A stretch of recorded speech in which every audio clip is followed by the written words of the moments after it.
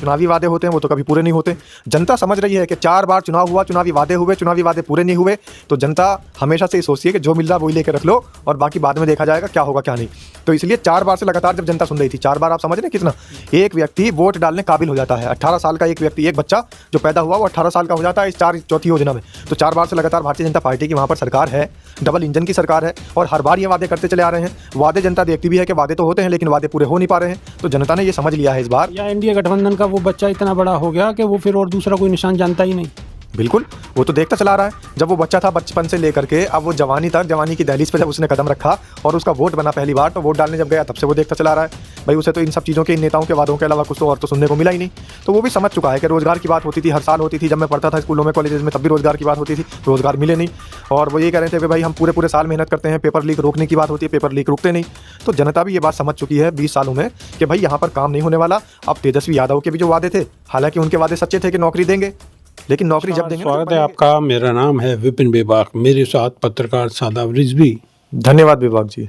सादाब रिजवी, बिहार का तो चुनाव का नतीजा ही पलट गया है। बिल्कुल, महागठबंधन नाम की चीज ही खत्म नजर आ रही है। हमने तो आपको पहले ही कहा था, कल भी ये बात कही थी और जब जितनी बार भी चर्चाओं में शामिल हुए हमेशा ये कहा कि जैसे ही इलेक्शन होगा और इलेक्शन के रिजल्ट आएंगे, नतीजे आने के बाद से महागठबंधन के नेता एसआईआर पर चिल्लाना शुरू कर देंगे और ईवीएम पर रोना शुरू कर देंगे। उसके साथ साथ ही वोट चोरी की बातें शुरू कर देंगे। लेकिन समझ में ये नहीं आया, हमने शुरू में भी यही बात कही थी, पहले भी जब इलेक्शन हो रहे थे, इलेक्शन से पहले भी ये बात कही थी कि जब तमाम राज्यों की वोट चोरी के परिणाम आपके सामने हैं और जगह जगह ईवीएम के घोटाले आपके सामने हैं और बिहार के अंदर एसआईआर वाला मामला, सबसे बड़ा मामला आपके सामने है, तो फिर आप इलेक्शन में शामिल क्यों हो रहे हैं? जब आपको दिखाई दे रहा है कि चुनाव आयोग नाम की कोई चीज नहीं बची है, तो फिर इलेक्शन कौन करवाता है? आखिर ये चुनाव निर्वाचन आयोग है क्या?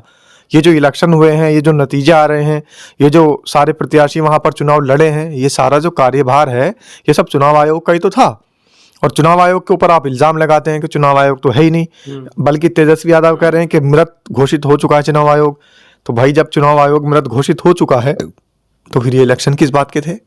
तो इस तरीके से आरोप लगाना, अब बाद में जीतने के और हारने के बाद, नतीजा आने के बाद आरोप लगाना, ये तो कहीं से कहीं तक भी सही नहीं है। अब तो हार को उनको एक्सेप्ट करना चाहिए और अगले 4.5 साल बाद फिर उन्हें एसआईआर और चुनाव और ईवीएम का मामला उठाना चाहिए, क्योंकि लास्ट के 6 महीने में एसआईआर, चुनाव, ये सारे मामले उठाएंगे, फिर इलेक्शन होगा। लेकिन एक बड़ी अजीब बात है कि ना तो तेजस्वी यादव के लिए अगर कहा जाए तो तेजस्वी यादव का आखिर पब्लिक में विरोध क्यों था? वो तो नौकरी देना चाह रहे थे बच्चों को, जो युवक थे उन्हें नौकरी देना चाह रहे थे और वो सरकार में भी नहीं थे कि भाई सत्ता में थे, एंटी इनकम्बेंसी थी उनके साथ। उसके बावजूद भी बिहार की जनता ने उन्हें नकार दिया। देखिए, कहीं ना कहीं इस तरीके से जैसा आप बता रहे हैं कि वो नौकरी देना चाहते थे लेकिन लोग नौकरी नहीं लेना चाह रहे हैं, ऐसा नहीं है। लोगों को पता है कि हमारे साथ में 20 साल से पहले से भी क्या होता आया है। जब चुनावी वादे होते हैं वो तो कभी पूरे नहीं होते। जनता समझ रही है कि 4 बार चुनाव हुआ, चुनावी वादे हुए, चुनावी वादे पूरे नहीं हुए, तो जनता हमेशा से ये सोचती है कि जो मिल रहा वही लेकर रख लो और बाकी बाद में देखा जाएगा क्या होगा क्या नहीं। तो इसलिए 4 बार से लगातार जब जनता सुन रही थी, 4 बार आप समझ रहे हैं कितना एक व्यक्ति वोट डालने काबिल हो जाता है। 18 साल का एक व्यक्ति, एक बच्चा जो पैदा हुआ वो 18 साल का हो जाता है इस चौथी योजना में। तो 4 बार से लगातार भारतीय जनता पार्टी की वहां पर सरकार है, डबल इंजन की सरकार है और हर बार ये वादे करते चले आ रहे हैं। वादे जनता देखती भी है कि वादे तो होते हैं लेकिन वादे पूरे हो नहीं पा रहे हैं। तो जनता ने ये समझ लिया है इस बार। या एनडीए गठबंधन का वो बच्चा इतना बड़ा हो गया कि वो फिर और दूसरा कोई निशान जानता ही नहीं। बिल्कुल, वो तो देखता चला आ रहा है। जब वो बच्चा था बचपन से लेकर के अब वो जवानी तक, जवानी की दहलीज पे जब उसने कदम रखा और उसका वोट बना पहली बार, तो वोट डालने जब गया तब से वो देखता चला आ रहा है। भाई उसे तो इन सब चीज़ों के, इन नेताओं के वादों के अलावा कुछ तो और तो सुनने को मिला ही नहीं। तो वो भी समझ चुका है कि रोजगार की बात होती थी, हर साल होती थी। जब मैं पढ़ता था स्कूलों में, कॉलेजेस में, तब भी रोजगार की बात होती थी, रोजगार मिले नहीं। और वो ये कह रहे थे कि भाई हम पूरे साल मेहनत करते हैं, पेपर लीक रोकने की बात होती है, पेपर लीक रुकते नहीं। तो जनता भी ये बात समझ चुकी है 20 सालों में कि भाई यहाँ पर काम नहीं होने वाला। अब तेजस्वी यादव के भी जो वादे थे, हालांकि उनके वादे सच्चे थे कि नौकरी देंगे, लेकिन नौकरी जब देंगे ना, जब बनेंगे, लोगों ने तो पिछले 4 बार लोगों को तो देखा, बनाता नेताओं को। कौन, बनाती भी तो पब्लिक। जनता ने नेताओं को देखा ना पिछले 4 बार, 1 बार 2 बार 3 बार चौथी बार, हर बार झूठे वादे, हर बार झूठे वादे। तो इसलिए जनता ने सोच लिया कि भागते भूख की लंगोटी सही, जो मिल रहा है 10,000 रुपये मिल रहे हैं, साड़ी मिल रही है, और ये जो भी कुछ अभी मिल रहा है उसी को लेके रख लो और अपना वोट कर दो, कोई दिक्कत नहीं है। ऐसे ही चलता रहेगा। यानी ये कहीं ना कहीं आप तो निशाना ये साध रहे हैं कि भाई अगर जीत हुई है तो वो जो महिलाओं को 10,000 रुपये दिए हैं और जो साड़ियाँ बांटी गई हैं उसकी जीत है। बहुत सारी चीजें हैं। एक तरफ से आप जीत नहीं साबित कर सकते कि एक ही तरफ से जीत हुई है। जो पैसे बटे हैं वो भी इसमें शामिल हैं, जो महिलाओं को साड़ियां दी गई हैं वो भी शामिल है, आचार संहिताओं का उल्लंघन किया गया वो भी शामिल है, और जो वहां पर लगातार 20 साल से जो सत्ता में काबिज पार्टी है, तो वहाँ के जो अधिकारी हैं, वहाँ के जो चुनाव निर्वाचन अधिकारी हैं, वहाँ के जो BLO हैं जिनकी ड्यूटी लगी थी, मतदान कर्मी है, वो भी मायने रखते हैं।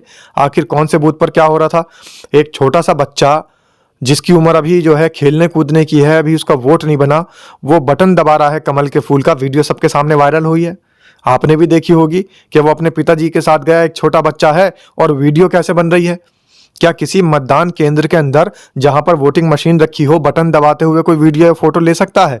हमारे चुनाव आयुक्त तो ये कहते हैं, ज्ञानेश कुमार जी, कि नहीं हम वीडियो नहीं जारी कर सकते। मतलब अगर वहां पर सिक्योरिटी पर्पज से भी जो वीडियो बनती है वो भी जारी नहीं की जा सकती। लेकिन जनता के बीच में कमल का फूल का बटन दबाते हुए एक छोटा बच्चा, वहां से वीडियो उसकी आ रही है और वो सब जगह वायरल हो रही है। तो कहीं ना कहीं जो सत्ता में बैठे हुए लोग हैं वो लगातार 20 साल से काबिज हैं, और 20 साल से एक बड़ा बड़ा पत्थर भी भारी हो जाता है। आप देखिए कि 20 साल से जो सत्ता में काबिज थे विभाग जी, उनके ही अधिकारी होंगे, उन्हीं के मतदान कर्मी होंगे, उन्हीं के BLO होंगे, उन्हीं के निर्वाचन लोग होंगे, निर्वाचन कर्मचारी होंगे।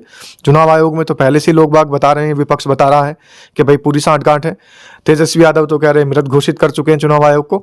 तो एक ही जगह से नहीं कह सकते आपके एक जगह से जीत हुई है, ये कई सारी कड़ियां मिला करके हर जगह देखना पड़ेगा, और विपक्ष इसमें नाकाम रहा इन कड़ियों को समझने में। और मैं तो ये कहता हूं कि अगर समझ भी रहा था विपक्ष, तो समझने के बावजूद वो कुछ भी करने में विफल रहा, नाकाम रहा। बिल्कुल, विपक्ष नाकाम रहा। और इस नाकामी की वजह क्या है? एक वजह नहीं है, शादाब रिजवी के कहने के अनुसार बहुत सारी वजह हैं, और बहुत सारी वजह के हिसाब से ही ये नतीजे सामने देखने को मिले हैं। लेकिन आने वाले अब कुछ समय में सारी विपक्षी पार्टियां क्या क्या आके कहेंगी वो देखने वाली बात होगी। अभी के लिए सिर्फ इतना ही। बहुत बहुत धन्यवाद। धन्यवाद विभाग जी। नमस्कार।